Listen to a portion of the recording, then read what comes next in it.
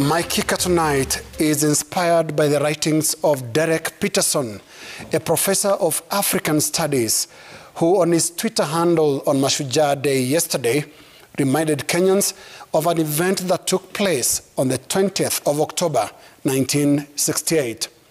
Peterson shared a video clip whose contents informs my plea tonight that the story of Kenya's independence struggle and the heroes behind it should not be distorted, diluted, or in any way disfigured, or indeed caused to be forgotten.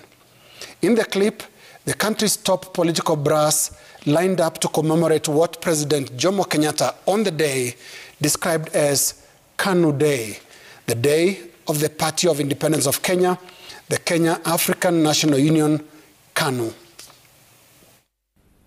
Siku ya KANU, nayo siku ya KANU imekuja wakati ambapo KANU imekwisha shinda kabisa na kuonyesha ulimwengu mzima kwamba KANU ndiyo inatawala nchi hii ya Kenya, pana ingine.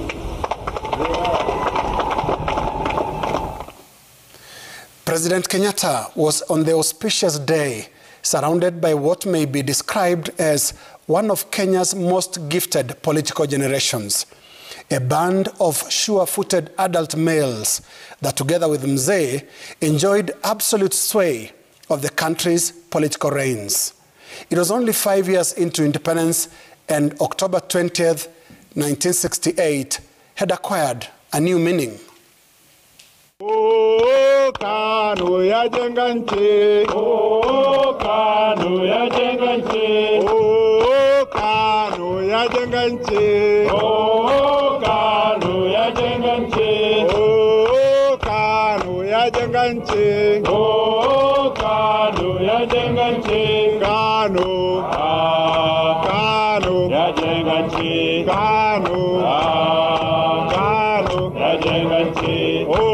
Kenyatta ajenga nchi. Oh, Kenyatta ajenga nchi. Oh, Kenyatta ajenga nchi. Oh, Kenyatta ajenga nchi. In his posting, Professor Derek Peterson called the October 1968 event an attempt by the KANU leaders to monopolize the memory of Mau Mau. While some may pick an argument with Derek's assertion about 1968, the reality today would easily bear him out.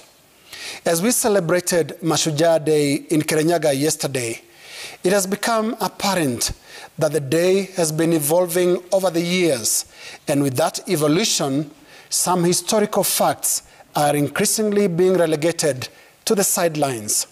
For one, the pressure to generate and recognize new heroes is creating generations that have no idea what Operation Jock Scott is all about and the role it played in the founding of the day we celebrated yesterday or today as Mashujaa Day. Operation Jock Scott was a security operation launched by the colonial government with the aim of arresting all independence struggle leaders and all their perceived sympathizers, including religious leaders and educationists associated with the independence struggle. Over 150,000 Kenyans, mainly of the Kikuyu tribe, ended up in detention and concentration camps because of an operation that started on the night of October 20, 1952. And while I'm all for the recognition of new heroes, including sportsmen and women, our story of independence and the struggle that preceded it should neither be clouded or hidden in the inner pages.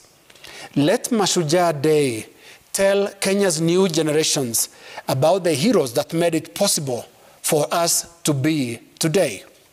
Let stories be proudly told of unique literary pioneers like Gakara wa Wanjau, a writer who was held in detention for 8 years.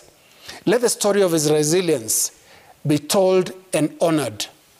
He never lost his creativity while in jail, and his play written in 1956 titled Reke Ashirede Nemehia Make, meaning let his wickedness judge him, had better not be mocking our handling of the story of independence struggle and the heroes that paid its price.